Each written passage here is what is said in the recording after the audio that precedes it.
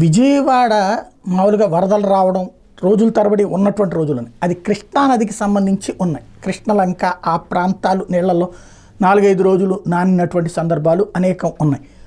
అయితే సింగినగరు, జక్కంపూడి ఈ ప్రాంతాలన్నీ ఇన్ని రోజుల పాటు అన్నటువంటిది ఏది ఇవాళకి 6వ రోజు అయిపోయింది దగ్గరగా.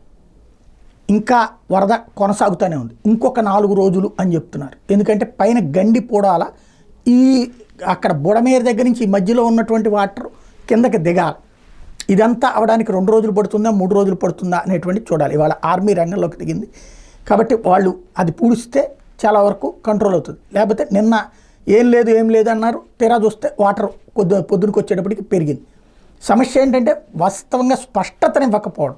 ఇదిగో వాటర్ వస్తుంది, ఈ ప్రాంతాలు మునిగే అవకాశం ఉందన్నటువంటి క్లారిటీ అధికార యంత్రాంగానికి లేకపోగా వస్తుందని ఎవరైనా చెప్తే అది ఫేక్ అంటూ కథలు చెప్పడంతో కథ నడుస్తున్నటువంటి పరిస్థితి. ఇప్పుడు ప్రధానమైనటువంటి అంశం ఏంటంటే ఇన్ని రోజుల పాటు ఆ ప్రాంతాలలో నీట మునగడం అనేటటువంటిది అత్యంత ప్రమాదకరమైనటువంటి దశ. అనేకమైనటువంటి ఇళ్ళు అప్పట్లో ప్రభుత్వం కట్టించినటువంటి ఉచిత ఇళ్ళు, అవి చాలా నార్మల్ కన్స్ట్రక్షన్స్ అన్నమాట. అలాంటివి ఇప్పుడు చాలా పెద్ద ఎత్తున సమస్య అవుతాయి. అట్లాగే అక్కడ నల్లరేగడి మట్టిలో ఉన్నటువంటి వాటిని ఉడా లేఅవుట్లేసి అమ్మింది, అక్కడ ఇళ్ళు కట్టుకున్నారు. ఆ మట్టి నేలలు ఇప్పుడు నీళ్లతో ఊరినటువంటి కాన్సెప్ట్తో ఆ గోడలకి ఇబ్బంది. ఓవరాల్గా చూస్తే చాలా ఇబ్బందికరమైనటువంటి వాతావరణం ఉంది. ఇది రాబోయేటటువంటి రోజుల్లో ఎలా పరిష్కరిస్తారు ఈ సమస్య ప్రజలకు సంబంధించి అనేది చూడాల్సి ఉంది.